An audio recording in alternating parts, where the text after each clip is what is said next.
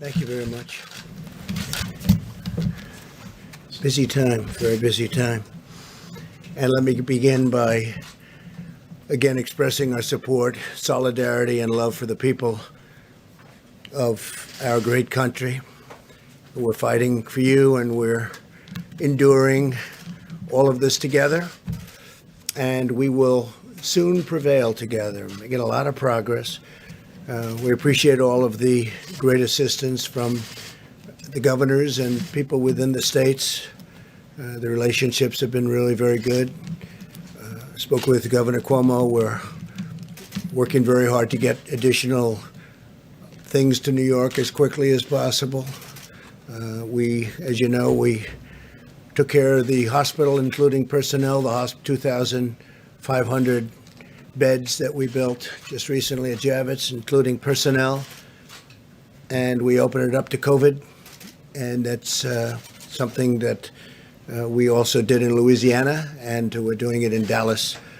So we have a lot of not only hospitals being built, but now we're manning the hospitals because states are, in many cases, unable to get additional people to work. It's just an incredible situation. There's never been anything like this. One of the most important issues in battling this pandemic is coordinating the delivery of the crucial supplies throughout the nation based upon the most accurate information available.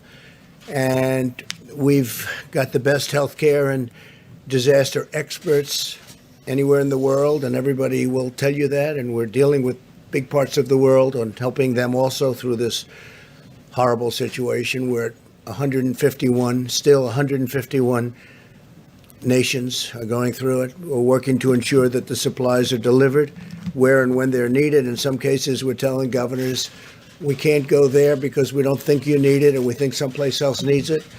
And pretty much so far, we've been right about that.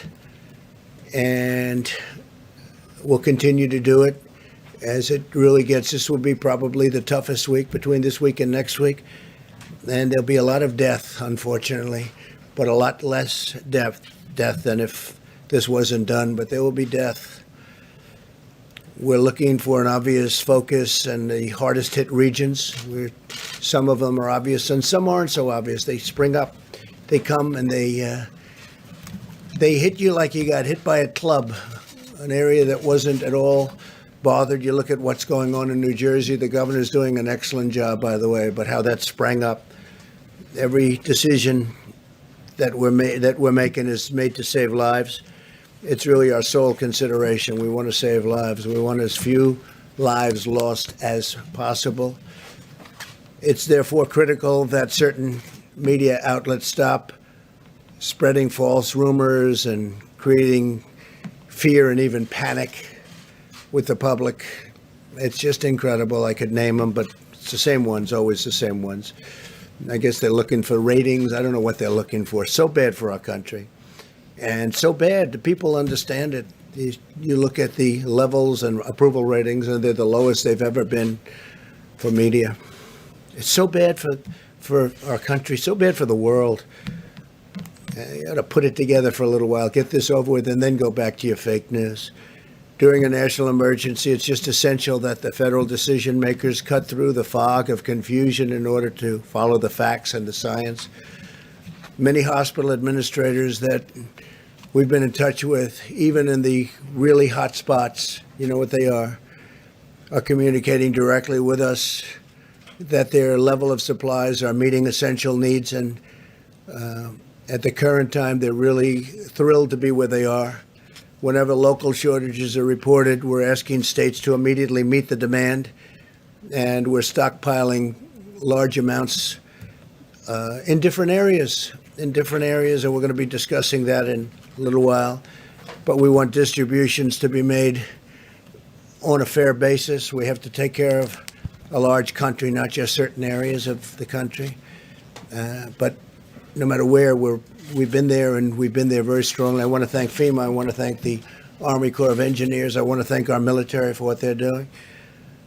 And we're going to be adding a tremendous amount of military to help supplement the states. Thousands of soldiers, thousands of medical workers, professionals, nurses, doctors. and it'll be a large number. We'll be telling them over the next very short period where they're going. They're going into war. They're going into a battle that they've never really trained for. Nobody's trained for this. Nobody's seen this. I would say since 1917, which was the greatest of them all. The greatest of this type of battle, probably the greatest of them all, right? 1917. Up to 100 million people were killed. In addition, we're working directly with hospitals and existing suppliers and distributors to ensure that those with the greatest need are prioritized. And that need changes. One day it's one state or one locale, one city, and then all of a sudden they're starting to do well. We had some very good reports coming out of the state of Washington, coming out of various parts of California. So areas that we were getting ready to really hit hard, we can now go to other areas. It looks like New York is going to be hit very hard. And Louisiana is just amazing the way it just spread up. And everyone's doing a good job, but they're going to be hit hard. Areas in the country that are not experiencing large-scale infections are requesting supplies beyond what their present circumstances require. And we talk to them and we tell them and we explain it. And for the most part, they're good with it. We think we're right. It's very understandable that officials would seek to get the most they can get for their communities. But the fears of the shortages have led to inflated requests. We have some states and areas where they're just asking for far more. I mean, look, we had one state asking for 40,000 ventilators. 40,000. Think of it, 40,000. It's not possible. They won't need that many, and now they're admitting they don't need that many, but we're getting as many as we can to them. Again, nobody's ever seen anything like this in terms of ventilators, in terms of protective equipment and uniforms and outfits. But it makes it more difficult for distributors to prioritize the real need.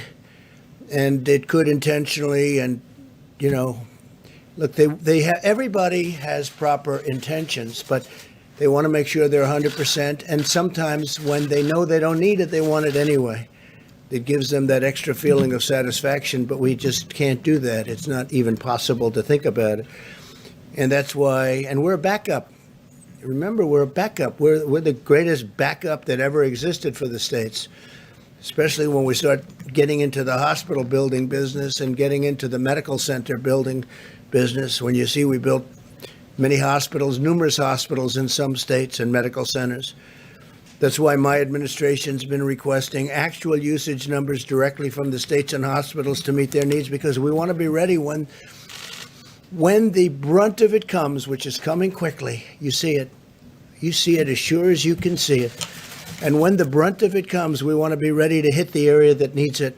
We don't want to have spent everything in one area and they don't need it there to anywhere near the extent. So let me be extremely clear about one point. We will move heaven and earth to safeguard our great American citizens. We will continue to use every power, every authority, every single resource we've got to keep our people healthy, safe, secure, and to get this thing over with. We want to finish this war. We have to get back to work. We have to open our country again. We have to open our country again. We don't want to be doing this for months and months and months. We're going to open our country again. This country wasn't meant for this. Few were. But we have to open our country again. I just spoke with the commissioners, leaders of, I would say, virtually all of the sports leagues. Rob Manfred, Commissioner of Baseball, Major League Baseball. Roger Goodell, Commissioner of the National Football League. Adam Silver, Commissioner of the National Basketball Association.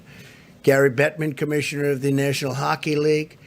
Jay Monahan, Commissioner of the PGA Tour. Kathy Engelbert, Commissioner of the Women's National Basketball Association. Dana White, the Ultimate Fighting Championship. Vince McMahon, President of the WWE. Don Garber, Commissioner of Major League Soccer. Steve Phelps, President of NASCAR. Michael Wan, Commissioner of the LPGA. Roger Penske, founder and chairman, Penske Corp, and Drew Fleming, president of the Breeders' Cup. And there are a couple of others on, and these are all the great leaders of sport, and they want to get back. They got to get back. They can't do this. Their sports weren't designed for it. The whole concept of our nation wasn't designed for it. We're going to have to get back. We want to get back soon, very soon. For example, and I have to say, we're using the Defense Production Act very powerfully. In some times directly, in many cases indirectly, just the threat of it's usually enough. But FEMA and HHS have ordered 180 million, think of that, 180 million. Who ever heard of 180 million N95 masks? And we're working now with 3M to see whether or not that all works out, but we want them to help our country. And I think it's going to be okay. We're going to soon let you know, but we need the masks. We don't want other people getting it. That's why we're instituting a lot of Defense Production Act.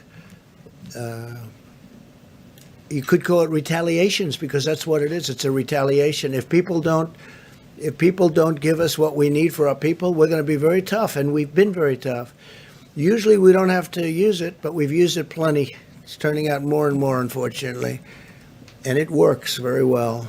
Our supply chain logistics task force, led by Admiral John Polovchek, who's doing a fantastic job, will ensure they're distributed to the healthcare and critical infrastructure workers in the areas with the most pressing requirements. That's the 60 million masks that we're talking about, and the 180 million N95 masks. 180 million. Who ever heard of 180 million masks? And this is a incredible thing. A lot of times, and we have to stop playing this game, if a governor wants 200 ventilators, and I say, no, we're going to send you 1,000. We think you need more than 200.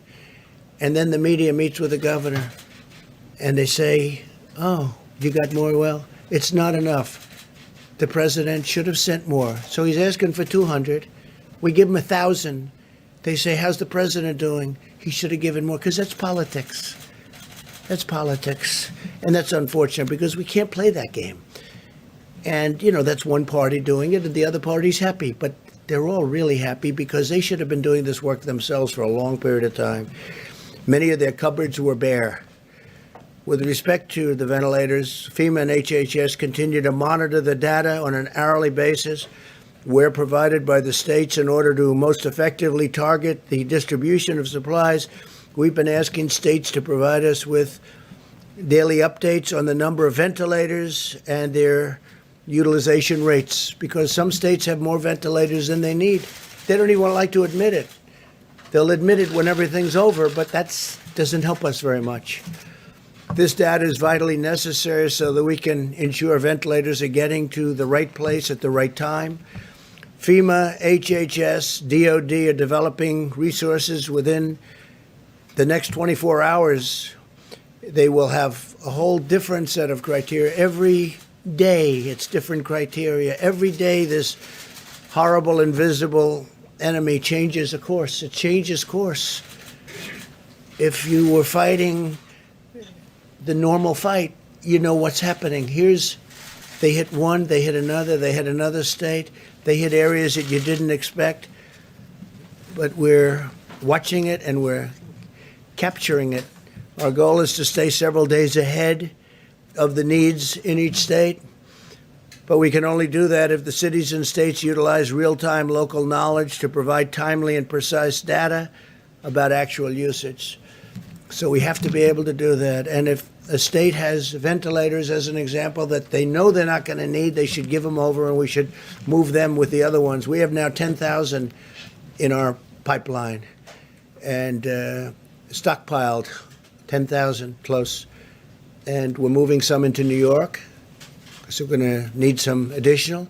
We're moving some into New York City and state separately, and we're bringing them to the point where they'll need them. I can also report that at my direction, 1,000 military personnel are deploying to New York City to assist where they're needed the most. That's the hottest of all the hot spots. New Jersey is right there. It's right next to it. And I don't know if that's overflow, but New Jersey's, it's a great state, and it's a crowded state also, where you have people on top of people. It's always tough, but we're bringing some of the ventilators. We got some for New Jersey just yesterday, and we're going to bring them some more, including doctors. We're getting doctors, nurses, respiratory specialists, and other support workers. These are from the military. We're taking people now out of our military. We've been doing it, but now we're doing it on a larger basis. And I want to thank Secretary of Defense Esper, who will detail some of what we're doing tomorrow and Monday. As the situation in Washington State continues to stabilize, we're returning a 300-bed federal medical station to a different location, so where we need it, and we appreciate that. They won't be needing it, and we appreciate them letting us know we're going to move it to a different location. It was already built. Many governors initially made large requests for federal support for their states in anticipation of a greater number of cases, but the residents of Washington State have done a really good job of following the federal distancing guidelines. They really have. I'm also pleased to report that Oregon will be spending and sending. They're spending a lot of money because they really did stockpile well, and they're also sending 140 ventilators directly to New York, which we appreciate. And I want to thank the Vice President for the great work he's doing every day dealing with our nation's governors. Mike Pence has been working day and night on this, and we want to get it over. He's got to get a little more sleep than he's getting. He hasn't been getting very much, I will tell you that. And we're all in this together, and it's a beautiful thing to see how people are joining forces to help one another. They really are.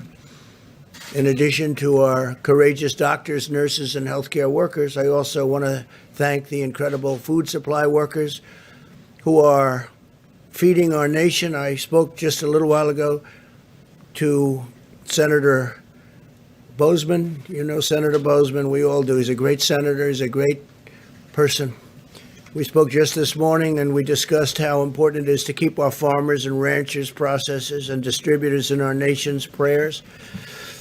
And I want to thank the senator for the incredible job he's been doing. And a lot of the senators and congressmen and everybody's working very hard. My administration is working very aggressively to pioneer new medical countermeasures to treat and prevent infection. Working on a lot of things. We must utilize our nation's scientific brilliance to vanquish the virus. We have to vanquish the virus as quickly as we can, because we have a lot of things happening in this country, and we have a great future, but we have to get back to work. This week, the FDA established the Coronavirus Treatment Accelerator Program, which is expediting the development of new antiviral and other therapies, and they're doing it on a very rapid basis. And I think we're having some very good results. We'll tell you about that. HHS continues to speed the development of therapies derived from human blood that have the potential to lessen the severity or shorten the length of the illness.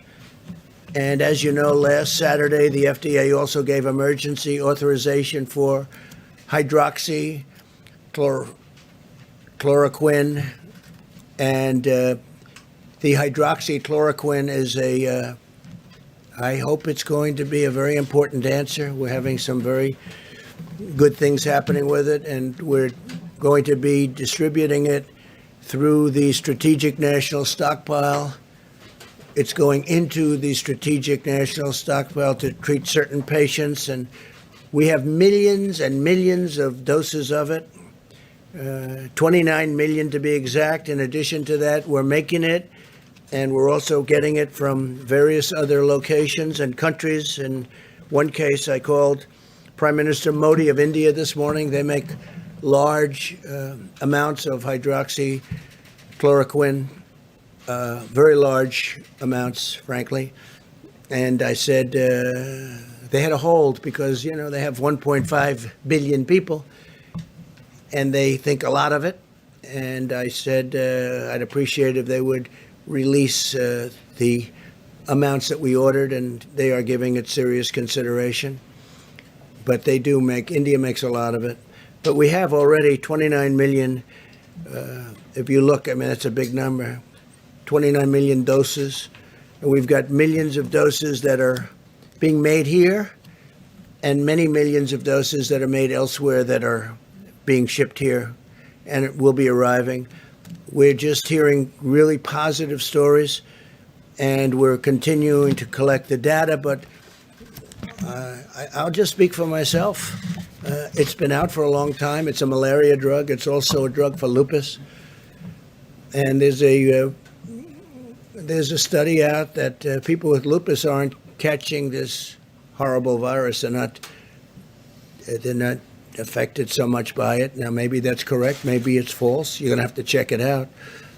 But there's a lot of very positive things happening with that. That's a game changer if that's the case. Obviously, we continue to work on the vaccines, but the vaccines have to be down the road by probably 14, 15, 16 months. We're doing great on the vaccines. I think Johnson & Johnson is leading, seems to be leading in terms of the studies, but we'll see what happens. But I feel good about that, but that's down the road. But tremendous promise with what's just been mentioned. In addition to that, Gilead Sciences has initiated a phase 3. That's down the line, meaning clinical studies of the drug remdesivir. Now, it's approximately 1,000 patients, which is a pretty good study. Other drugs are also being studied in patients. And this week, Oracle, great company, donated a new web portal. Larry Ellison, amazing guy, and platform to the government to gather real-time data on how patients are responding to the various new treatments. And they have a very sophisticated site. We'll be learning a lot from Oracle, and thank you to them. We're also spending economic dollars like you wouldn't believe and speeding economic relief to American workers, families, and businesses. Yesterday, the Small Business Administration launched the Paycheck Protection Program to help employees keep paying their workers. In 24 hours, the Small Business Administration and over 1,200 lending partners processed over 28,000 loans. It's so far ahead of schedule, and billions of dollars. It's worked out incredibly well, and I want to thank Bank of America and J.P. Morgan Chase and a lot of the big banks that have been involved, and a lot of the community banks. Community banks have really jumped on it, and it's so far going way ahead of schedule. The SBA also clarified that faith-based organizations, including houses of worship, are eligible for the Paycheck Protection Program. That's great. As well as the Economic Injury Disaster Loan Program that you're familiar with, on the same terms as every other applicant. If we run out of funding for the Employee Retention Program, I will immediately ask Congress for more money. This is money that's really going directly to the people that need it, the small businesses that need it, and the workers that need it. Finally, because when we open, we want to open strong with businesses that are going. Remember, we had the greatest economy in the world, and then one day we were told we got to shut it down, stop it, tell everyone to stay home because of this horrible virus, and we did that. And we did the right thing, but now we have to open. We have to open our country. Finally, I can report that as of today, the State Department has successfully coordinated the safe return of more than 40,000 Americans stuck abroad on over 400 flights from 75 countries. Many of those countries were terrific in helping us, and I appreciate that very much. Some of them I had to call the leaders of the country, most of whom I know. And once I did, they snapped like you wouldn't believe. They really helped us great. So I appreciate that. So we brought back 40,000 Americans who were literally stuck in some countries with no chance of getting out. And we got them back. 400 flights, 75 countries. Think of that. And those countries, in almost every instance, had a big problem with the virus. I want to thank the American people, most of all, for the selfless sacrifices that they're making for our nation. I know it's not pleasant, although some people have said they've gotten to know their family better, and they love their family more than ever. And that's a beautiful thing. They've actually gotten to know them. They're in the same house with their family for a long time. I guess it can also work the other way, perhaps, but we don't want to talk about that. And I want to encourage everyone to keep following our guidelines on slowing the spread. Sustaining this war effort is, and that's what it is a war effort, is the patriotic duty of every citizen. While we may be more physically distant for a time, we're closer together in the heart and in the spirit. And through this great national unity is happening. We're having a great unity developing that a lot of people didn't think would be possible to develop like this.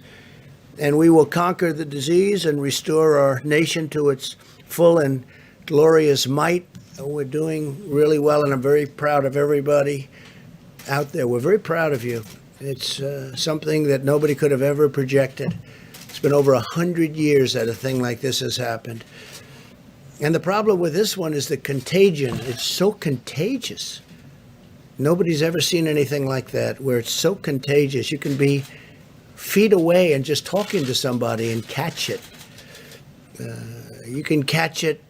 You know how long it can live on surfaces. So things that nobody even thought of, the level of contagion. So we're getting there. We're going to make sure that it's over soon. And just keep going. It's not going to be long. And thank you very much. And with that, I'd like to ask Dr. Hahn to speak. And he's been doing yeoman's work at the FDA. Thank you very much, Doctor. Thank you. Thank you.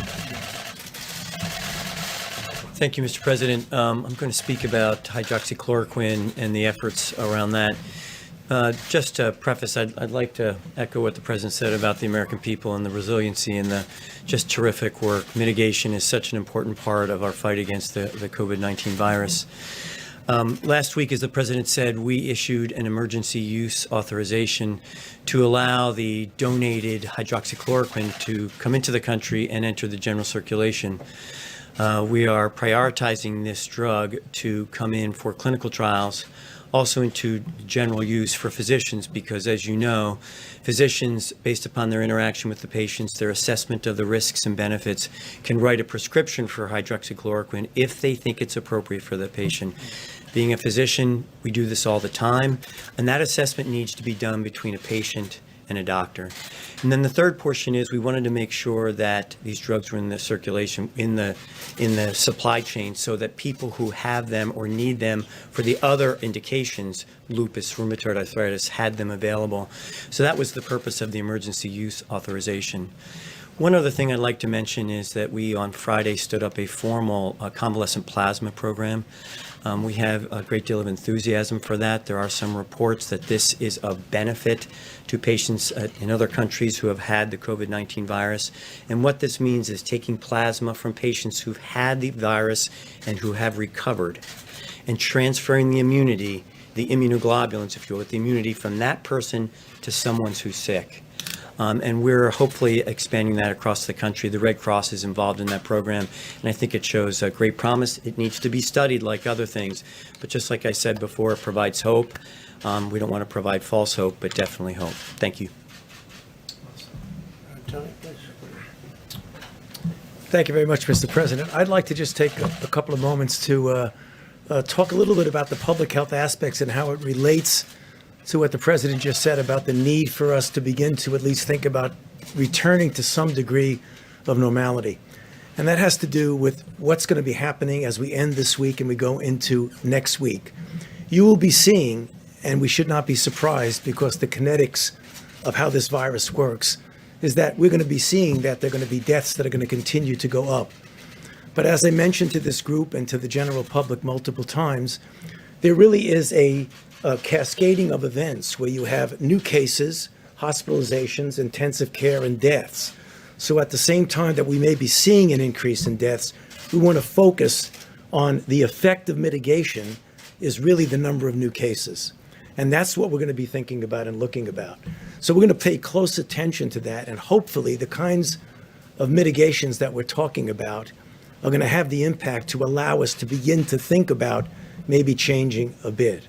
So the question arises is the mitigation working? So let's look historically and then just look at the reality of it. Clearly in the countries, China included, that have implemented since very strict kinds of programs of mitigation, clearly it works. In our own country, we've seen indication of that in Washington. Remember, Washington State was the first to get hit, but they put in a really good program of mitigation. And if you look at the charts that Dr. Berg showed the other day, they're still down there doing well. And the reason is, again, what I've said before, but I think it's worth reiterating, that we have two opposing forces here. The virus, which wants to do what the virus wants to do. Viruses transmit from people to people. When people are separated from each other, virus does not transmit. It doesn't go anywhere. And that's the reason why something as simple as the physical separations, because if you look at the vice president's chart that he shows all the time here from this podium, every aspect of that ending the COVID outbreak in 30 days has some aspect of it of physical separation, whether that's avoiding crowds, whether that's staying 6 feet away from people, whether that's doing teleworking, all of it does that. That's our most important tool. We'll be talking about vaccines and drugs and things like that will mitigate later. But this is what we really have to do. And I want to actually just plead, as I do multiple times from here, to the American public. You know, as sobering and as difficult as this is, what we are doing is making a difference. So we really need to continue to do that. I must tell you, I was just mentioning to the vice president as we came in, last night when I wasn't here, I went out with my wife and actually did a little power walking down Massachusetts Avenue. For those who live in Washington know what I'm talking about. And we passed a couple of restaurants where people were getting takeout food. The restaurants were closed to people going in, but they were open to takeout. And I saw something that absolutely made me feel really, really good. They were separating themselves by at least 6 feet. In fact, some of the restaurants had little things on the floor that said, stand here and then stand there. And I think if we as a nation pull together to do that, hopefully when we keep coming back here at these press conferences, we'll be able to show you that that curve that we keep talking about is going in the right direction. And I'd be happy to answer questions later. Thank you. Thank you. Okay, please. You said earlier that the virus is springing up in areas you did not expect. Yesterday you said some states in the country are not in jeopardy. The fact that this is unpredictable, isn't that an argument for every state to have one of these I don't stay-at-home think so. orders? Look, there are some states that you have great distance, natural distance, big land, few people, and they're in very good shape. And if there is a case, they can quarantine that person, or that person will be separated, will be brought to a hospital, a secure area. So you do have different cases as opposed to a New York or Los Angeles. Los Angeles is doing incredibly well, by the way. But areas where you have lots of people tight together, it's a big difference. So no, they're different. There are many different cases. Please.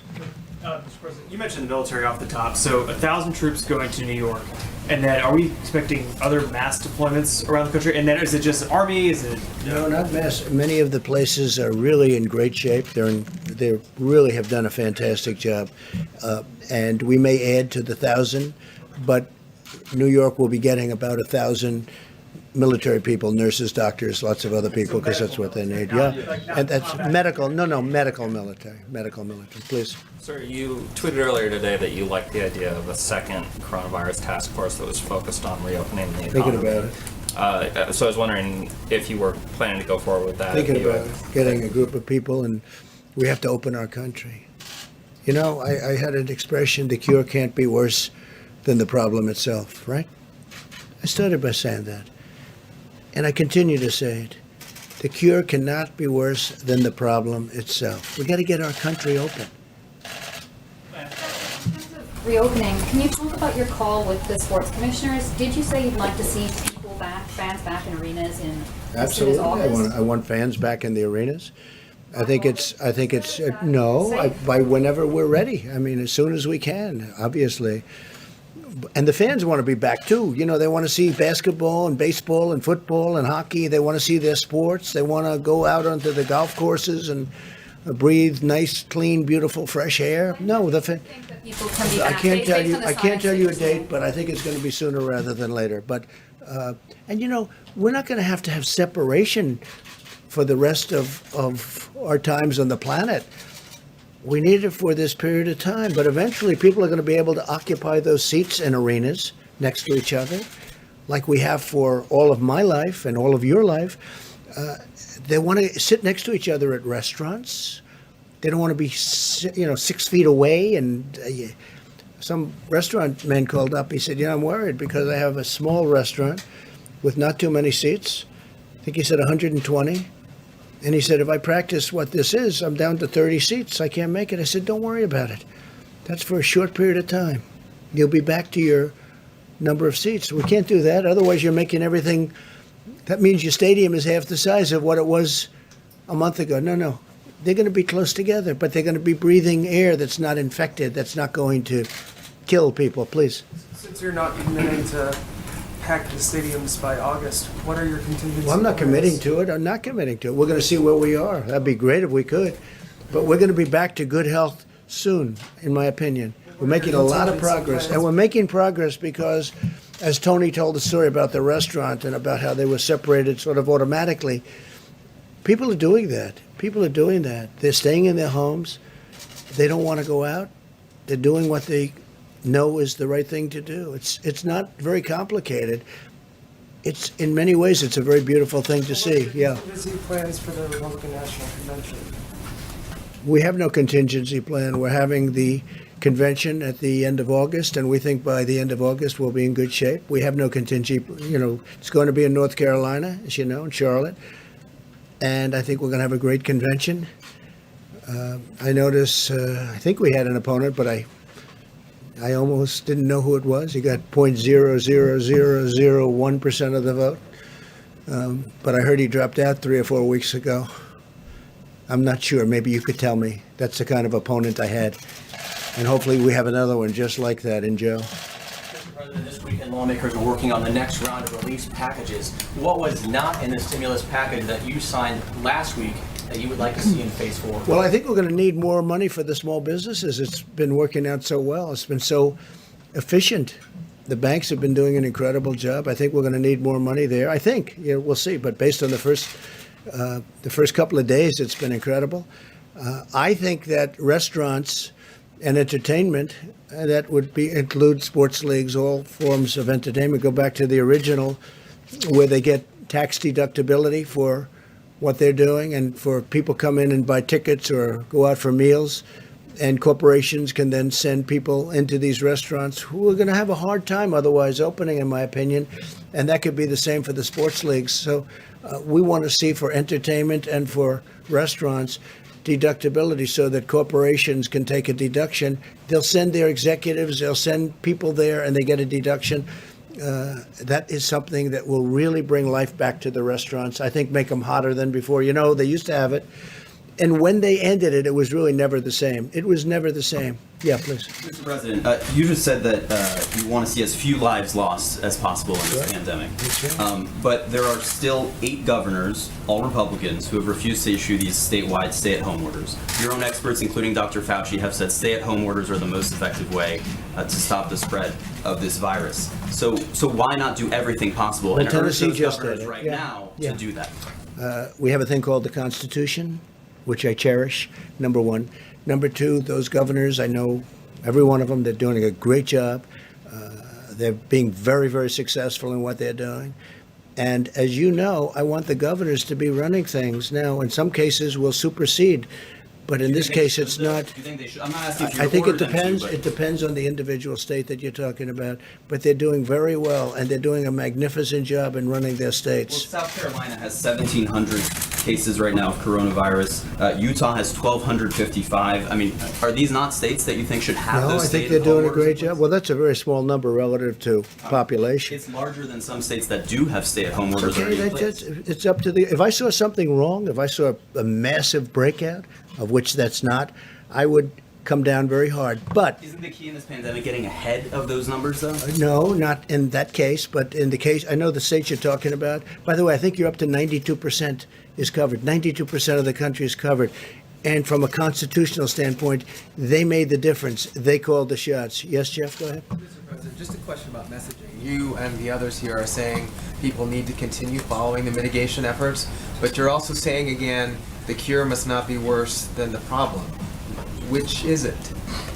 No, I'm just saying we have to get this country open, Jeff. It has to get open.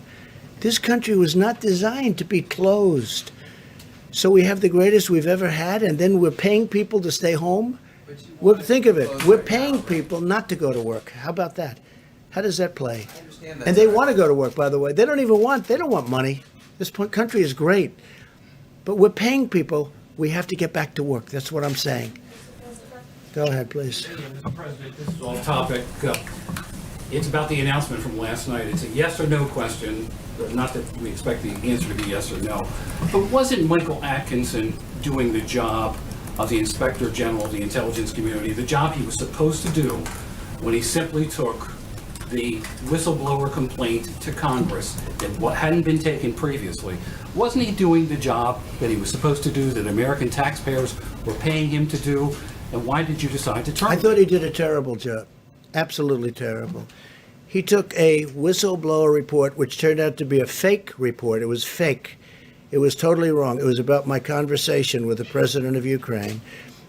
He took a fake report and he brought it to Congress with an emergency, okay? Not a big Trump fan, that I can tell you.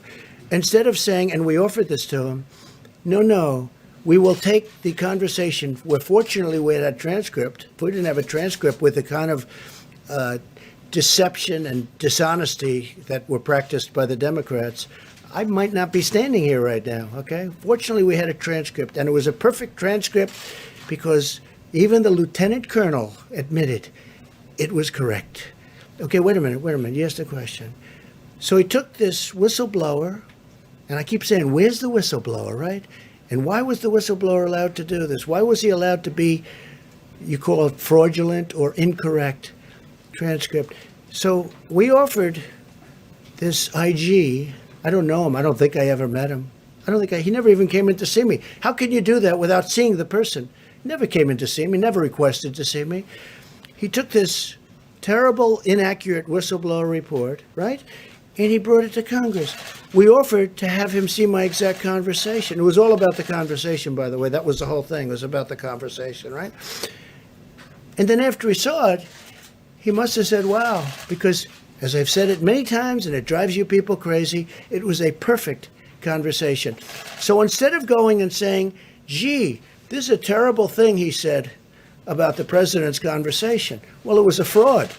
I didn't say that. And by the way, you have the whistleblower. Where's the informer, right? And here's another question. Remember, before I gave the transcript, in other words, before I revealed the real conversation, where's the second whistleblower? Remember the second Wait. There was going to be a second whistleblower. But after I gave the conversation, he just went away. He miraculously went away. Where's the informer? Because there was going to be this informer. Maybe Schiff was the informer. You ever think of that? He's a corrupt guy. He's a corrupt politician. So listen, I say this. Where's the informer? Remember, the informer was coming forward. But I gave. Because, see, I did one thing that surprised everybody. This gentleman right here said, boy, that was a shocker. I revealed the conversation. I got approval from Ukraine because I didn't want to do it without their approval. And they said, absolutely, you did nothing wrong. By the way, President of Ukraine, foreign minister, said he did nothing wrong. And over that, with 196-0 vote by the Republicans, not one dissenting Republican vote, dishonest Democrats impeached a president of the United States. That man is a disgrace to IGs. All right, let's go next, please. He's a total disgrace.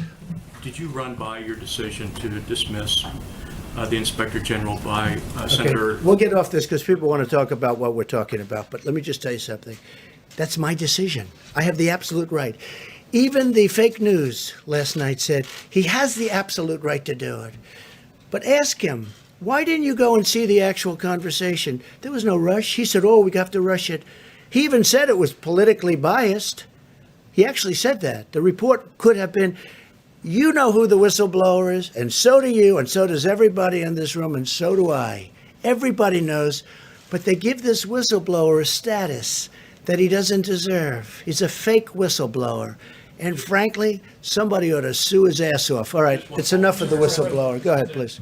The governor of New York today said that he is still desperate for ventilators and that he has accepted 1,000 of them from the Chinese government.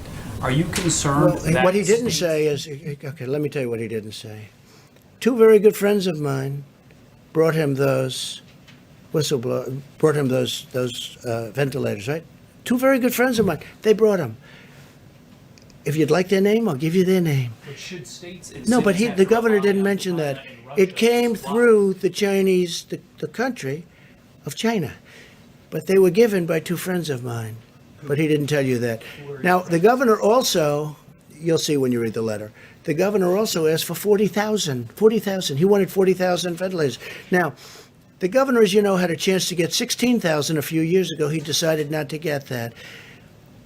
The state of New York has asked for help. I've given him 4 hospitals, 4 medical centers. Then I gave him an additional hospital. Then I gave him military people to operate the hospital. They were not supposed to be COVID hospitals. The ship is not. Interesting thing happened with the ship. People aren't in accidents because there's nobody driving. There's nobody taking motorcycle rides down the West Side Highway at 100 miles an hour. People are away.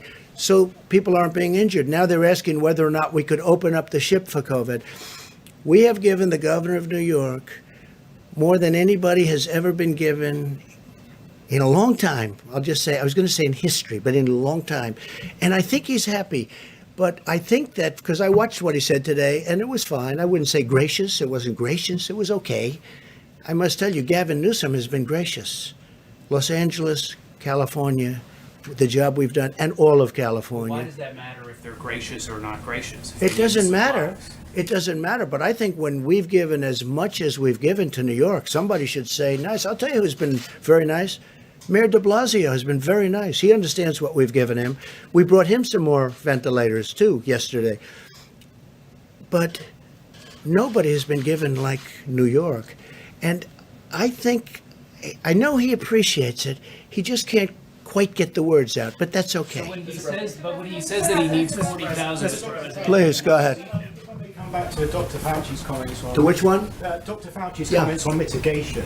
On the reproductive value of the virus, the WHO had it at, I think, 2 to 2.6. Others had it a percentage point or 2 higher. Do we have a new number now based on those mitigation techniques? Have we managed to bring it down? Well, Deb, I think maybe you should answer that, right? Dr. Birx, please? Yeah, sure. Go ahead. You know, it's an excellent question, and it's why all of the modelers, and I really want to thank them again, they're reevaluating all of their models in light of the level of the impact of the mitigation. Remember, none of us had really been through this before. So when we modeled school closures and distancing and staying at home and all of these pieces, that had never really come into the model before. They're working on that very diligently now. Of course, just to be clear, we won't know how valid the models are until we move all the way through the epidemic. What we're triangulating right now, and instead of working on R0, we're looking at testing and triangulating testing, test positive cases, hospitalizations, ICUs, and of course, the recoveries, because that's also very important to us. I think it's very important that the American people know that there are equal number of states with less than 5% positives despite high levels of testing. So there are states that are mitigating and making this work. There are also the states that you know of, the 18 states that have the larger outbreaks, and we're watching them very carefully, triangulating for them all of the information to ensure that clients who come to the hospital are cared for. And then there's states in the middle that we're trying to figure out, are they changing or not? Each of those states And each of those epidemics within those states may have a different R value. And that is what we're trying to figure out. And it's very variable on each of these factors. But the bottom line is, and I think going into this weekend, it's really important for the American people to know this. Spain and Italy are moving through this. They are seeing their number of cases drop. They're seeing the number of people in hospitals drop. We are about, on our models and on the actual data, about 12 days behind them. At the same time, we see in the United States really good case studies of the impact at Washington State, of California, and then a series of smaller states where we're trying to learn from them how to do surveillance. And with these new HHS, Abbott ID Now kits, and I just want to thank Admiral Giroir for getting them out, being able to look at testing in a more comprehensive way so we can be doing surveillance and mitigation simultaneously so we can answer that very question. It's going to be very difficult to answer at this moment across the United States because each metro cluster is on a different pathway as they move through the epidemic. And I think we just really ought to emphasize through, because we see Italy, we see Spain moving through. And we hope to be in that same position. At the same time, as the president said, he's concerned about every single person that is succumbing to this virus. We all are. And that's why we're making sure that in this triangulation, they're tracking minute by minute. When we say FEMA and HHS is tracking minute by minute the ventilator, hospital, and ICU bed need, that's exactly what's happening. And also being flexible and responsive. To have DOD take 1,000 healthcare providers out of their medical corps is a very big deal. I was in the medical corps for 29 years. We never did that. So this is saying we respect and understand the importance and value of the American lives and doing that. But the R values will be variable by state. Let me just follow up. A week ago, we were talking about a county by county. Before I do that, you had breaking news last night. You know that, you saw that, where I think the probable presidential candidate for the Democrats will be Joe Biden. And he agreed that I was correct when I stopped people from China very early, very, very early, from coming into our country. And Dr. Fauci said that was a very big moment because it would be a much different picture we have right now had we allowed thousands and thousands of people from a specific area, I don't have to go into it, from China, to come in highly infected. It would have been a very different thing. The other thing, so I appreciate the fact that he did, because I was called xenophobic, racist. I was called many things when I did that very early. And I got a lot of credit for it in the Federalist, because the Federalist covered the whole journey. And they said Trump was, I didn't speak to the author, respected author. They said Trump was right at every single move. And on top of that, he was going through a fake impeachment, a hoax. I was going through a hoax when I made the decision. And that does take a little time, and certainly a little thinking time. But I appreciated the fact that Joe Biden announced last night that he now agrees that I was correct. You saw the report come out that I was correct when I stopped people from China coming in at a very early date. President, can we talk about the Captain Crozier of the USS Roosevelt? Which one? What? Captain Crozier, who was removed as the commander of the USS Roosevelt. I don't know if you saw the videos of sailors cheering for him as he left. Our reporting shows that some sailors have said that they are worried to re-enlist because they are not convinced that commanders are taking care of their health and taking care of them. Yeah. What do you say to them? Well, I don't know much about it. I can only tell you this. Here we have one of the greatest ships in the world, nuclear aircraft carrier, incredible ship with thousands and thousands of people.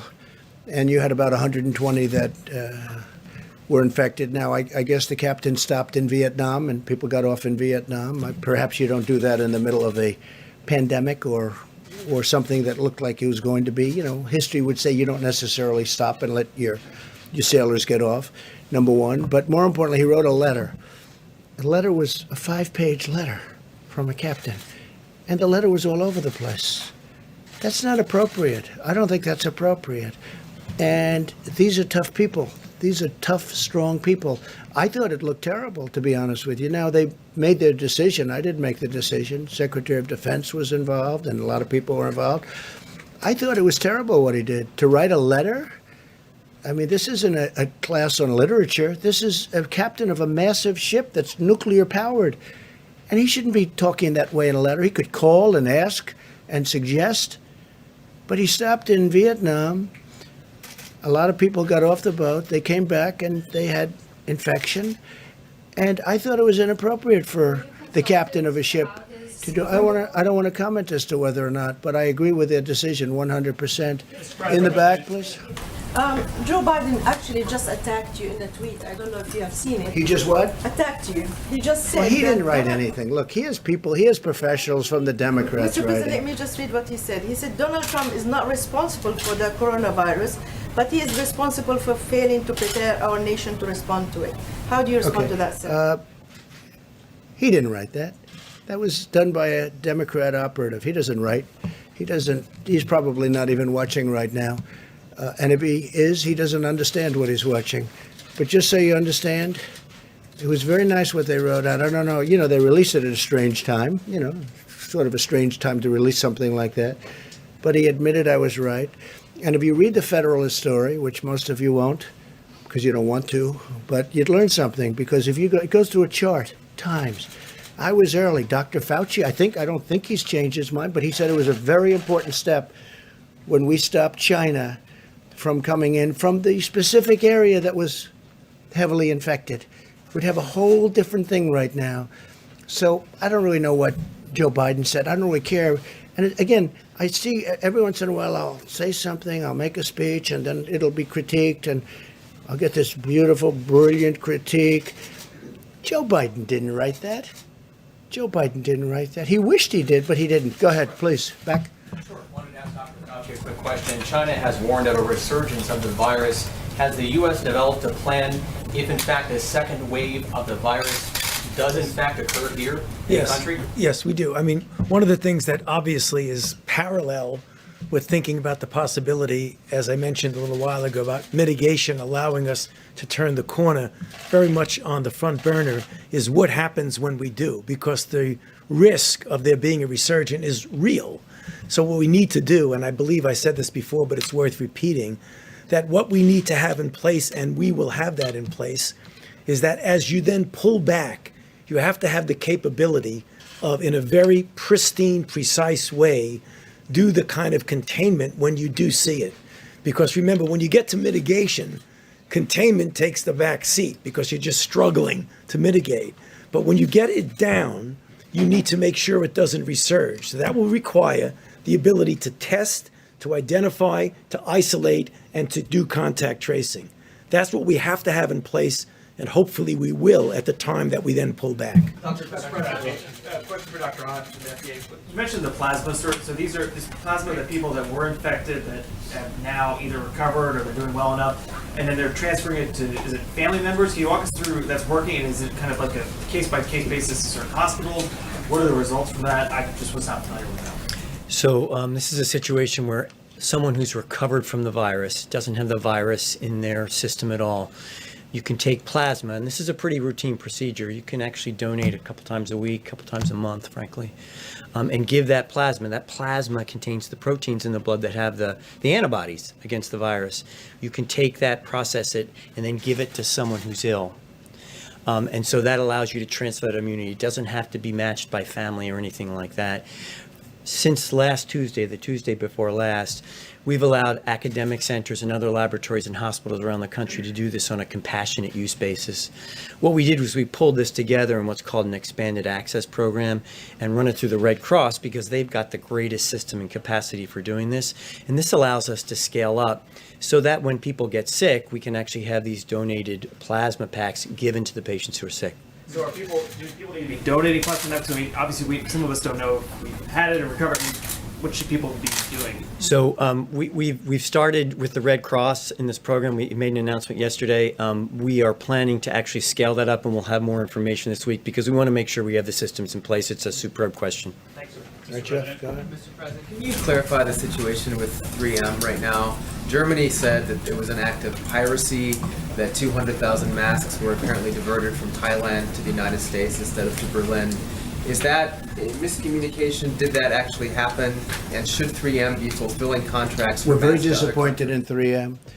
They should be taking care of our country, and they can sell to others, but they should be taking care of our country. The people that have dealt with them have dealt successfully with many companies over the last month. They don't like the way 3M has treated our country. They don't, frankly, like the representatives of 3M.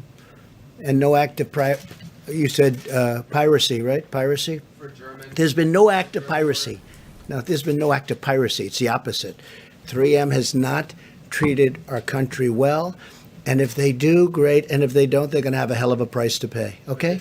I say it that way. And I watched him on television on something talking about how this is so hard to believe, so hard to fathom.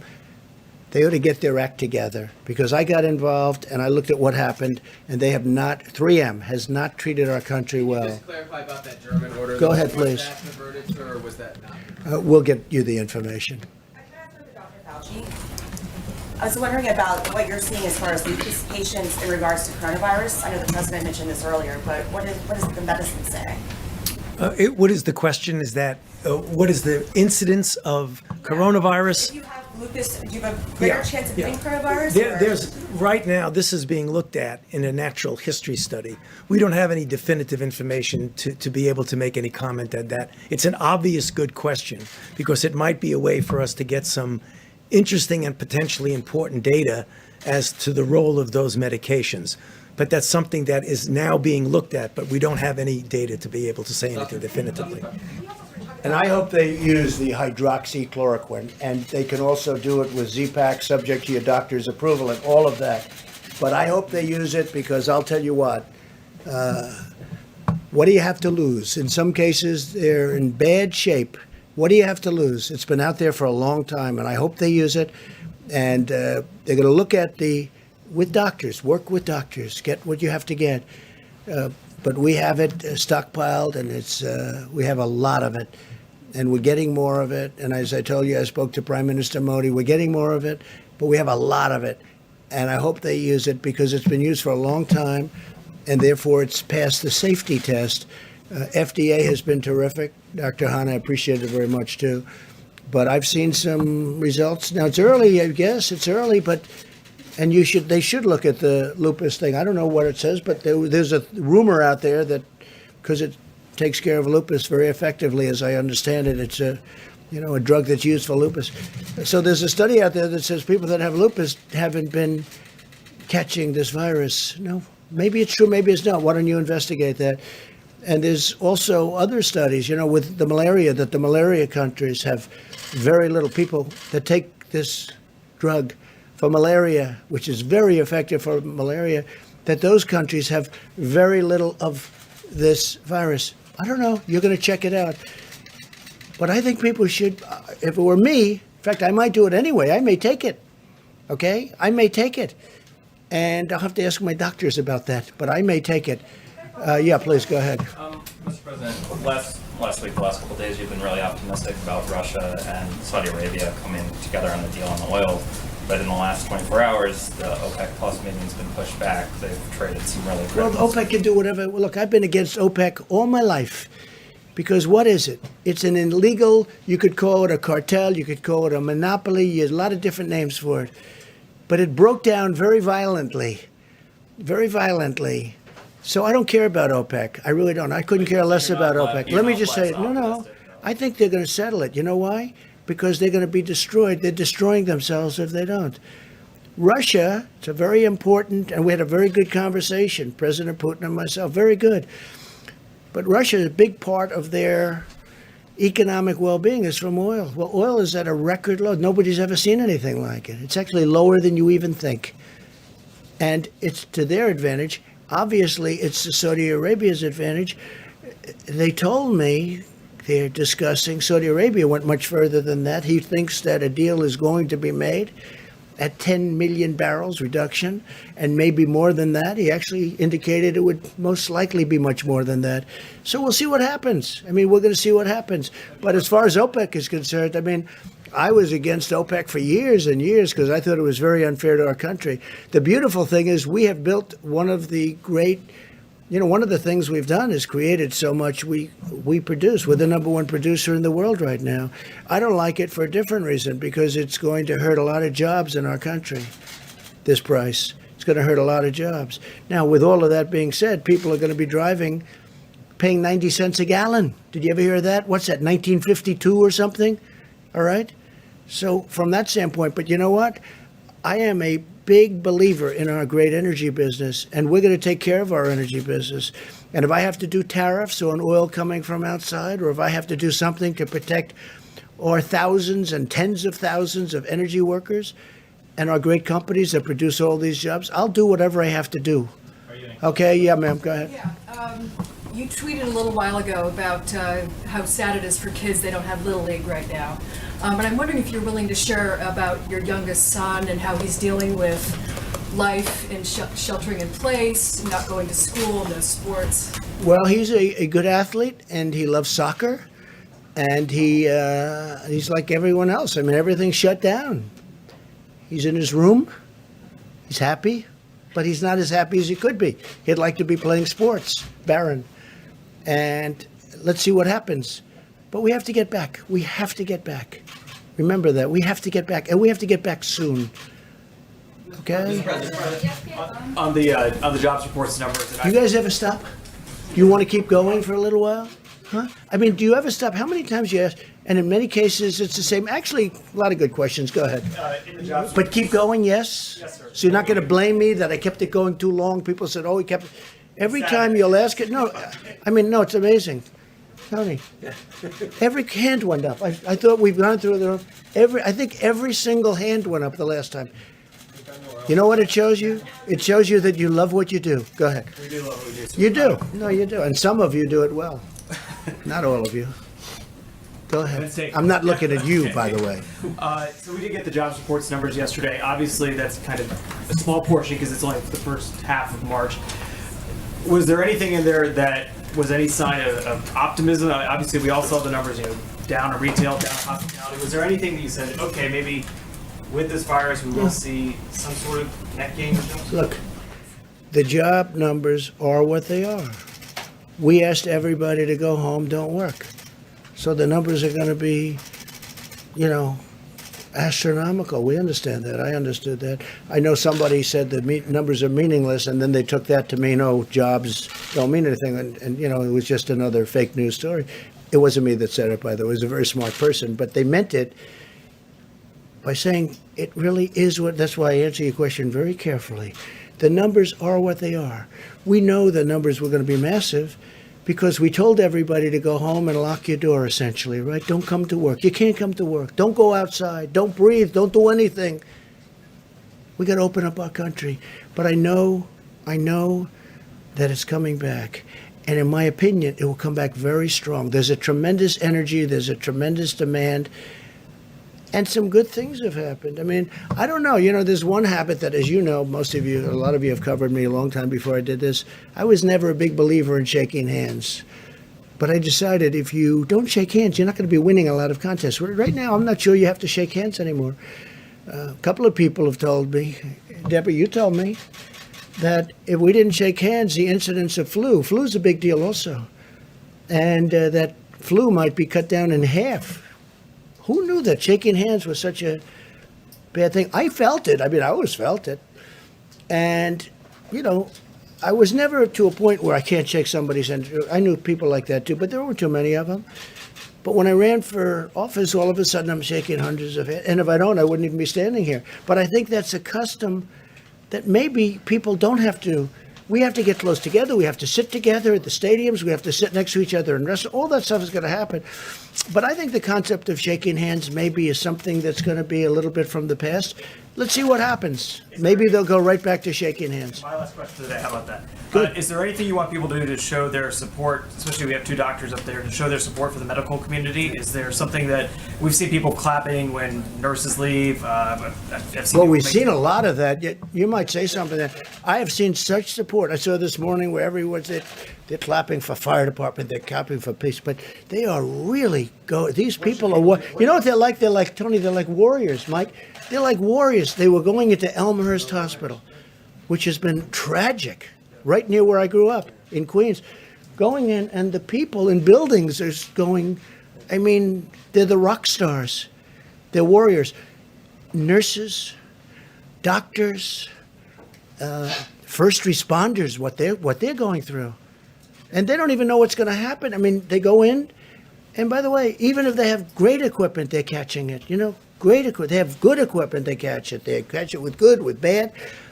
It is evil. But Tony, you might say something, and Mike, you may say something about that. Yeah, I'm glad you brought up that question, because I don't think people can really fully appreciate the extraordinary effort of these people. I mean, it's amazing. I did all of my medical training in New York City in a big, busy New York City hospital at a time when it was just what you normally see in a hospital.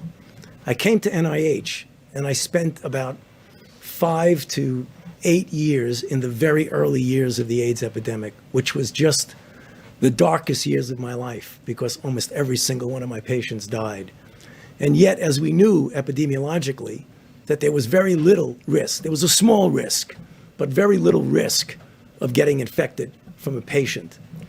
To see now what these brave warriors are doing in the hospitals, not only giving life-saving treatment to people, but every single day putting themselves at risk for themselves and their family. I just think that the American public owe a phenomenal debt of gratitude for these people. How do you want them to show that? And they should just salute them in every way you can. You know, when we were at war and at the height of the war in Afghanistan and Iraq, when you're at an airport and you'd see somebody with a uniform come by, everybody would do that. I think that's what we should do when we see healthcare workers, just applaud them. Pretty much what's happening. Mike, please.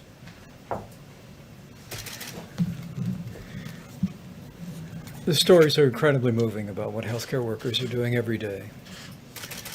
It's not just that they're going back into the hospital in places like New York and New Jersey, earlier than that in Washington State and California, where this first began.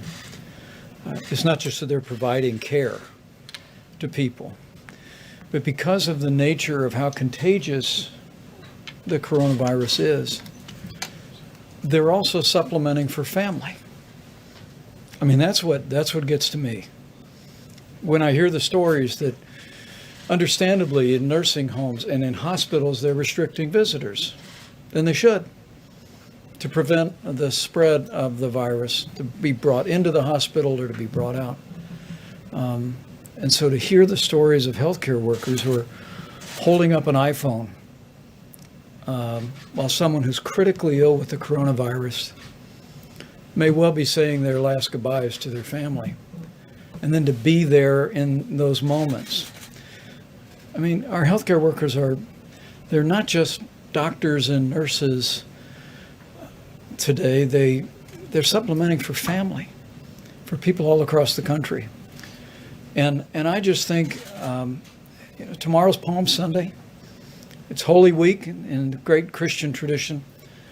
And I have people ask me from time to time, send me an email or on the many conference calls that we have, they said, what can we be praying about?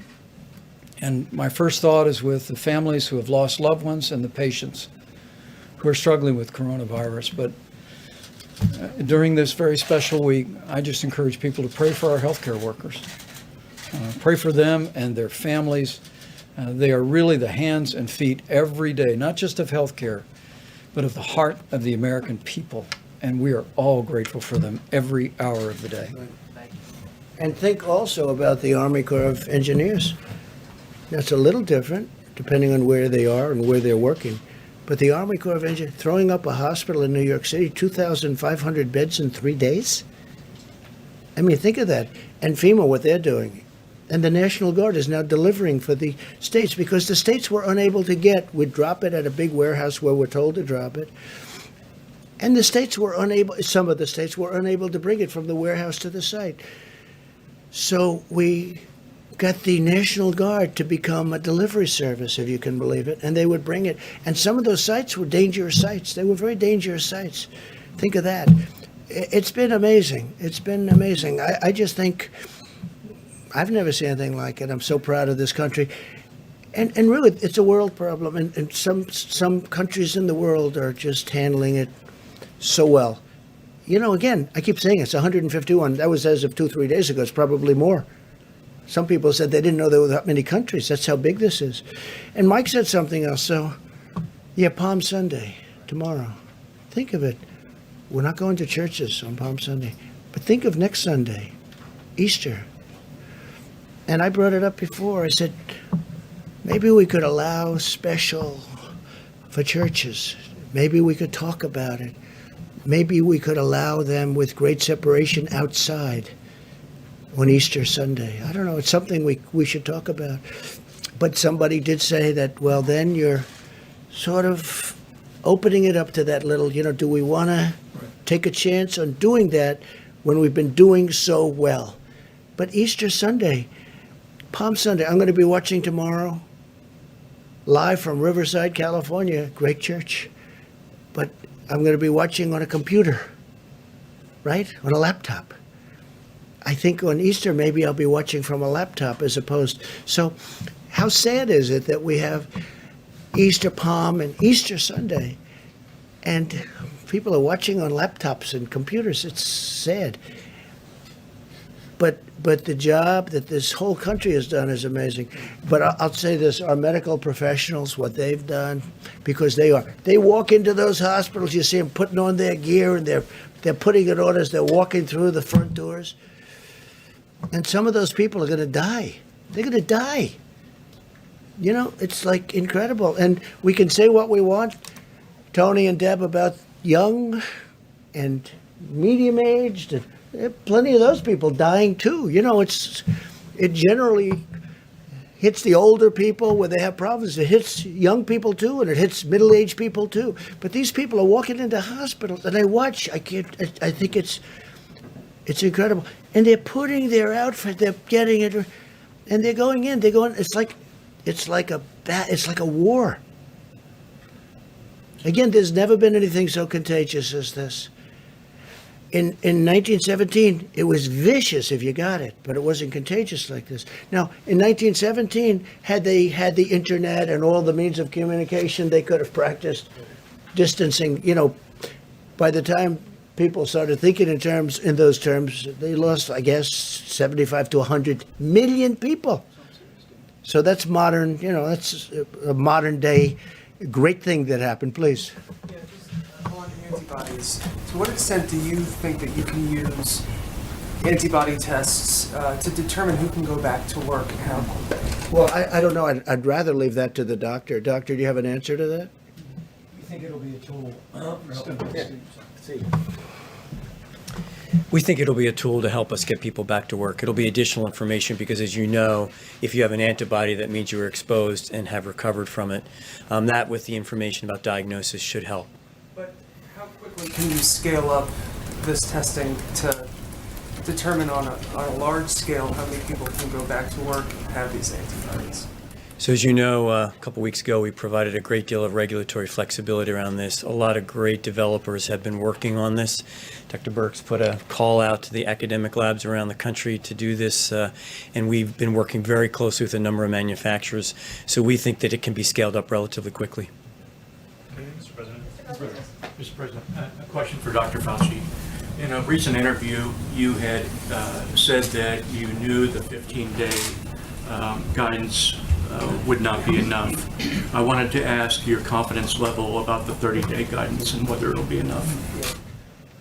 It's tough to talk about levels of confidence, but I can tell you one thing that I feel strongly, that if we do in a very proactive way what I said in my opening comments, and people literally across the country as a baseline have that physical separation. And as we've mentioned up here, there'll be varying degrees of that depending upon whether you're in New York City or you're in a place that's less. But every place, everybody should be doing some degree of this physical separation. If we do that, I have confidence that what we will see is the turning around of the curve. Whether or not it'll be all the way down where we want, it's impossible to say. I would be foolish to say that. But the one thing I am confident in, so let's take this to the bank, that mitigation works. So it does. We've seen it in other countries. We've seen it in our own country. And that's the reason why I keep coming up at every chance I get to plead with the American people to please take a look at those guidelines that the vice president keeps putting up with his chart, because every single one of those points has something to do with physical separation. And mitigation does work. But again, we're not going to destroy our country. We have to get back. Because, you know, at a certain point, you'll lose more people this way through all of the problems caused than you will with what we're doing right now. What we're doing right now, I think it's going to be very successful. But you know what? I don't know. We have a big decision to make at a certain point. Okay? We have a big decision to make. We went this extra period of time. But I said it from the beginning, the cure cannot be worse than the problem itself. And we cannot let that happen. We have an incredible country. We were having the greatest period in our country's history from an economic standpoint in many other ways. We cannot let this continue. So at a certain point, some hard decisions are going to have to be made. Go ahead. Mr. President, ventilator manufacturers are doubling, tripling, even quadrupling their production in some cases. That's true. And yet medical experts and some of these manufacturers are predicting that there will still be shortages of tens of thousands of ventilators. Is it time for you to level with the American public that there likely will be shortages of ventilators in some cases? Could be. I mean, it could be you have shortages, and it could also be that you have some that have way overestimated the number of ventilators they need. We think that, we have a good amount ready to move. I mean, literally, like an army. They're ready to move to any hotspot. But some of the ones that you're talking about, always a nasty question from CNN, but some of the ones, because I think that, frankly, because you know what, you've asked that question about 10 times over the course of about a month. Look, we're mobilized and ready to go. We have a lot of ventilators ready to go. And if we had given them all out, we wouldn't. And you would be overstocked in many areas. What we're doing is we have a very good plan to take from some areas, even though we have the 10 or almost the 10,000, we're also taking from areas that won't be as badly hit as today we think they will be. There will be some areas hit harder than we think. And there's nothing that Deborah or Tony or any of these professionals can do about it. This thing moves in a lot of ways. But what we're going to do is we are going to have, and you look at us compared to a lot of other countries, we're in much better shape. But these professionals have done an amazing job. Now, over the next week and 2 weeks, it's going to be a very, very deadly period, unfortunately. But we're going to make it so that we lose as few lives as possible. And I think we're going to be successful. I think we already are successful in that regard. When you look at that graph, and you see all of the bumps, if you want to call it, at a very low level. And you see a couple at a higher level, they were tough. But you see all of those levels. You know, when you look at, and when you hear about Italy, and then you hear about France, and then you hear about, what we have is we have many Italys all over. They're like countries. California is a country. New York is a country. If you look at them from the standpoint of what we're talking about, we have many like country spots. Some are hot spots, and there's nothing we're going to do about it. One of the biggest surprises is Louisiana, because it started off so good, and then all of a sudden it shot up like a rocket. But we are going to try and have ventilators wherever we possibly can. Jeff, go ahead. Despite the Herculean effort of some of these companies to ramp up production as fast as possible, it still won't be enough. Well, New York wanted 40,000 ventilators. Okay, 40,000. Think of what 40,000 is. It's like cars. It's a big project. It's an expensive product. I mean, some of them are $50,000 a piece. I saw one the other day, $55,000. That was before they start playing the games with supply and demand. Okay, some are very, very, You call them luxury, some are not.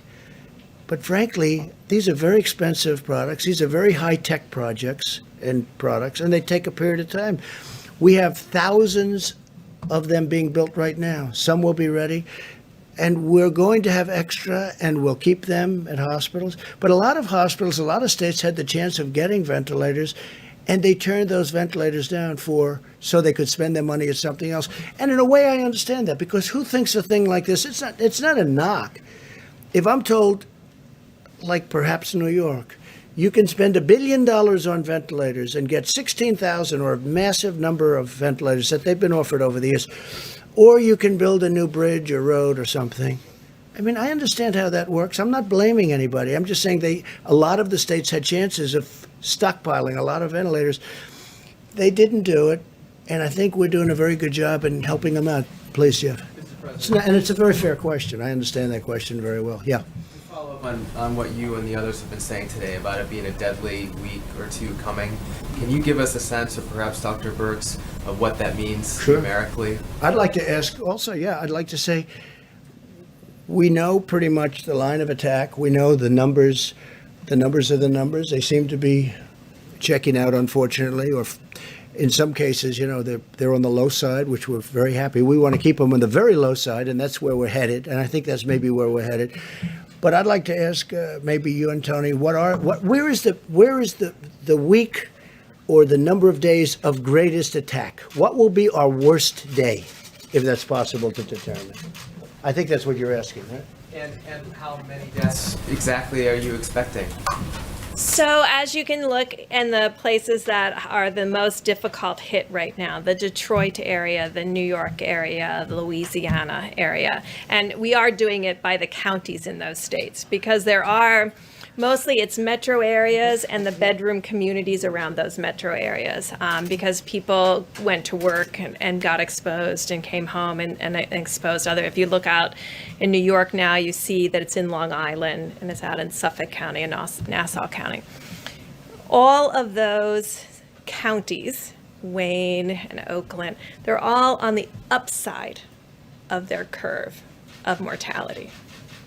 So when you get to the peak, you come down the other side. And when will that peak be? So by the predictions that are in that healthdata.org, they're predicting in those 3 hotspots, all of them hitting together in the next 6 to 7 days. And are you thinking tens of thousands of deaths in that period of time? You can go to the website. It's variable. Each one of those communities is different, but where New York is, how much their mortality has been, and what we're seeing today are the people who were infected 2 or 3 weeks ago. If mitigation in New York worked, and we believe it is working, the cases are going to start to go down, but the mortality will be a lag behind that because of the comorbidities and other conditions. So that's why all of the predictions are that this next week, and I think we said this last Sunday when we talked about the charts, and it's difficult to do, and we tried to prepare the American people to understand that you have to, as much as you go up, you have to come down the other side, because coming down is a reflection of the cases that were coming in before. Would you rather not say a number? I'd rather not say a number, but the numbers are available if you go to the website. I mean, you can see that there's several hundreds per day in New York. And I think Governor Cuomo has talked about that increasing still into the 500, 600, 700 range a day. So, that's very concerning to us. We, again, applaud the healthcare workers who are doing every single thing humanly possible to save more lives. And we are ensuring on a ventilator by ventilator, day by day, to get them there so that we can say and we can be there when they need it. Because we are supposed to be that group that comes in after all of the resources are exhausted. And we really applaud what Oregon did. And we really applaud what the governor is doing about moving between the states, between the different counties, to bring them to New York, because that's what's needed today. A different place will be needed tomorrow. You mentioned, just to follow up on something apparently you said yesterday, that you had some concerns about Pennsylvania, Colorado, and Washington, D.C. Could you expand on that? We're watching them because they are starting to go on that upside of the curve. We're hoping and believing that if people mitigate strongly, the work that they did over the last 2 weeks will blunt that curve, and they won't have the same upward slope and peak that New York, New Jersey, Connecticut, and part of Rhode Island are having. So this is a very important, the next 2 weeks are extraordinarily important, and that's why I think you've heard from Dr. Fauci, from myself, from the president and the vice president, that this is the moment to do everything that you can on the presidential guidelines. This is the moment to not be going to the grocery store, not going to the pharmacy, but doing everything you can to keep your family and your friends safe. And that means everybody doing the 6 feet distancing, washing your hands. No, so, I mean, ditto to everything that Dr. Birx said, but also to emphasize why it's so important to do that, because we're looking at 3 or 4 really key hotspots that are still going up. It's absolutely essential that the ones that are down at that lower level that Dr. Birx showed the other day, those communities where they're still going up, we've got to make sure we don't have multiple waves of peaks. That's going to be the answer to the question of when we can start pulling back. Because if you keep having multiple peaks and different waves, that's going to make it very difficult. We put your foot on the, exactly what I said just before, and I keep repeating. Just make sure everybody does at least the minimal amount of that physical separation. Because the virus has no place to go if you're physically separated. And one of the reasons that I keep talking about hydroxychloroquine is that the question that nobody ever asks, and the question that I most hate the answer to, is what happens if you do have a ventilator? What are your chances?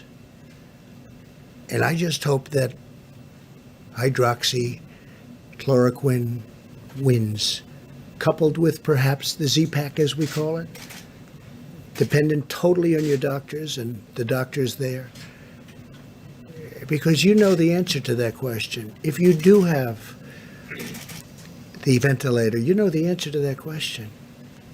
And I hate giving the answer. So I don't want to get them there. I don't want to get them there. There's a possibility.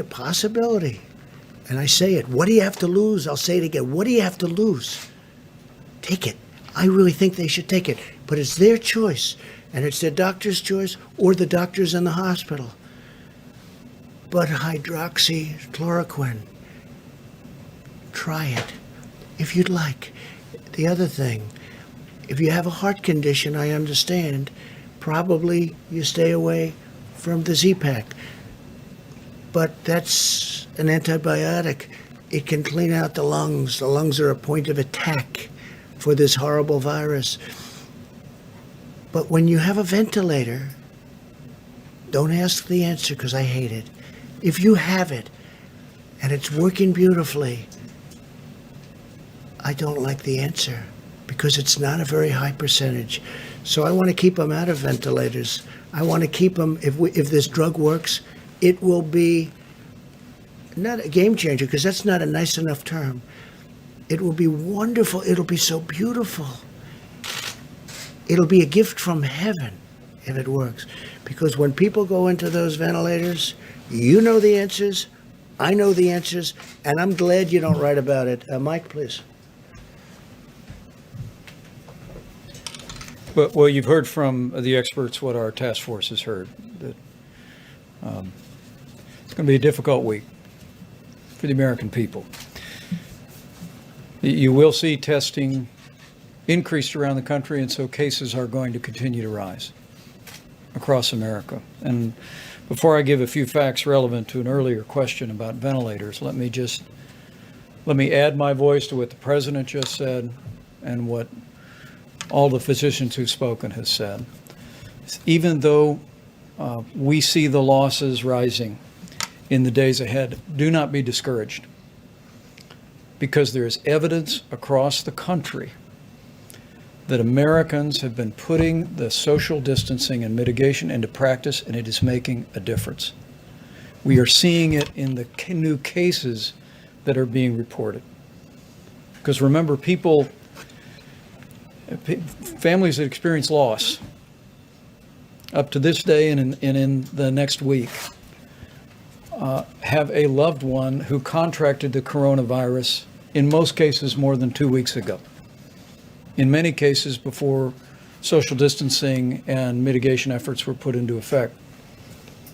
And so we want to encourage you, believe in the president's coronavirus guidelines for America. Go to coronavirus.gov, print them off again, put them on the refrigerator, and remind yourself to put them into practice.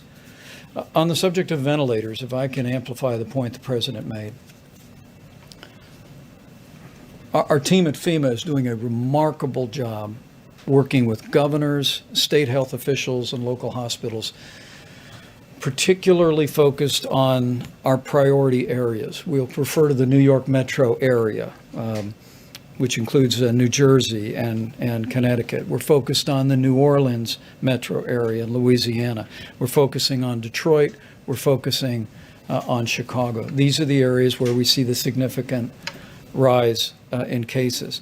And we are surging supplies, specifically ventilators, but all personal protective equipment from FEMA to those areas. And just to give you a couple of examples, I spoke to governors in New York, New Jersey, Louisiana, Massachusetts, Michigan, and Maryland today alone. And in those cases, Governor Cuomo is actually assessing all of the available ventilators. We've sent 4,400 ventilators already to New York.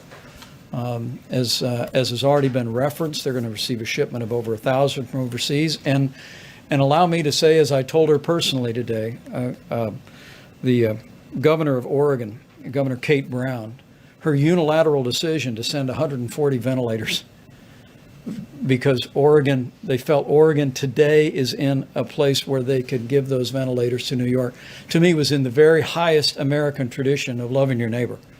And when I talked to Governor Cuomo, Mr. President, he actually told me they never asked Oregon for the ventilators. And Governor Brown hadn't even called him to tell him that she was doing that. It really is remarkable. When I talked to Governor Hogan today, and the President and I will be speaking to all of America's governors on Monday again, I told him how inspired I was and how he ought to spread the word to other governors in areas where they can spare resources to be joining with us at the federal level and providing them to states at the point of the need. But just a few for instances. As we track New Jersey, as I told Governor Phil Murphy, we deployed 200 ventilators to New Jersey today. Louisiana, where we're monitoring literally hour by hour what's taking place in New Orleans with some encouraging news, but still great challenges. Yesterday, you heard the president say that we deployed 330,000 gowns that have been delivered to the public health systems and hospitals there, 200 ventilators. I spoke to Governor Charlie Baker today and was able to inform him. We're watching Boston area very closely. 100 ventilators are deploying today. I spoke to Governor Gretchen Whitmer today. Detroit is experiencing a significant number of cases. We're watching it carefully. And today, FEMA directed 300 ventilators to Michigan. Again, as the president said, we're all working our hearts out. But what I want to say to American families and what I want to say to healthcare workers is that we are going to identify the resources, leave no stone unturned, and we are going to focus resources on those areas in the order that they emerge. Now, the last thought is back on mitigation. We are hoping that we do not see other major cities in the country experience what Seattle experienced, what greater New York City area is experiencing, what New Orleans is experiencing, and that's all in the hands of the American people today.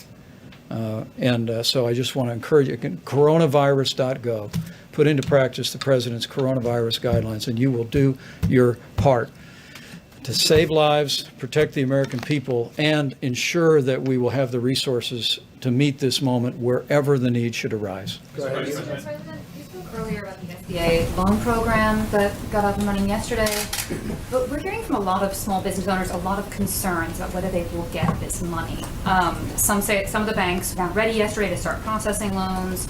Some banks are layering, and some We're banks way are ahead of schedules. The banks have been great. layering extra JP restrictions Morgan Chase, Bank of America, they're so far ahead. This is typical with you in particular. We hear they're behind. They're not behind. It's been flawless so far, far beyond our expectations. You should say, I hear you're doing well, but maybe, I don't even hear of any glitch. They've done billions of dollars of loans to small business. And these are great loans. These are loans that get immediately paid off. These are loans that get businesses back. I wish you could ask a question where something's working so well. Now, maybe things won't work well, and I don't mind that kind, but where something's working so well, and you ask a question in such a negative way, it's doing great. Yeah, go ahead. It's doing great, really good. Maybe it won't in 2 weeks, and I'll respond differently, but it's doing great. You know it, and so does everyone else. Everyone's shocked how well it's doing. Has mentioned in the Who did? past, Dr. Burks. Yes. Some demographics such as seeing that men might be more susceptible to the virus, seeing in Europe more cases among the between 30 and 50 class. Has the data that you've seen in the past 2 weeks changed that assessment? Are men more susceptible? What are I you don't think seeing? it's changed much, has it? No, same pattern as Europe. Same pattern, same answer that we've given you That for the includes last. folks with between month. 30 and 50 being more adversely affected than what we've seen in Asia? No, tomorrow I'll bring you all the graphs back so you can see it. We can bring an updated graph, but it's very similar. Please. Mr. President, a few days ago you talked about possibly restricting flights from hotspots. Where Yeah. are you on that? Where's your thinking? We're looking at it very seriously. Right now, we're dealing with governors, we're dealing with airlines, we're dealing with a lot of different factors. It's a very difficult decision. We're also doing testing, getting into planes, very strong testing. States are doing testing of people that leave planes because they don't want to have people coming in who are infected. So understanding that and the level of testing has been enormous. Okay, and some states are saying you have to go in quarantine for 2 weeks if you come from certain areas. So knowing that, we're working with the governors. Mr. President, what kind of test, when you say testing, do you mean domestic travel or people coming in from outside the country? Both. Some states are doing, when they land, they're doing very strong, very powerful testing. Please, go ahead. Some airlines, sir, and they say they don't know what you're talking about. Okay, well, then you'll check up again. One last question on ventilators. Governments are doing it too, our government. Go ahead. One last question on ventilators. The governor of New York said that he received donation in ventilators from Jack Ma of Alibaba, which I think is your friend. Would you call on the business community to donate ventilators, not necessarily to New York, but other Yeah, states well- like Louisiana? No, Jack Michigan? Ma is a friend of mine, and he's made it very possible to get about 1,000 ventilators from China. But that was from him and my other friend. It was really a gift, and we appreciate it very much. It was very nice of them. All right, I think we've had enough. We'll be seeing you very soon, and I'm sure that you know that all of us are going to be working very hard. We're working very hard. We are really coming up into a time that's going to be very horrendous. Probably a time like we haven't seen in this country, wouldn't you say? I mean, I don't think we've seen a time like this in the country, and we're getting to that point where it's going to really be some very bad numbers. We want to keep those numbers a lot lower than they would have been, and we will do that. We have tremendous talent working. We have tremendous people, and that includes governors. That includes everybody. Everybody's working. But unfortunately, we're getting to that time when the numbers are going to peak, and it's not going to be a good-looking situation. I really believe we probably have never seen anything like these kind of numbers, maybe during the war, during a World War, World War I or II or something. But this is a war all unto itself, and it's a terrible thing. We will be seeing you soon. We'll keep you totally abreast. We're also going to be releasing new ventilator numbers because we have a lot of them coming and a lot of them going to different locations, and we appreciate it very much. Thank you. Thank you. testing backlog?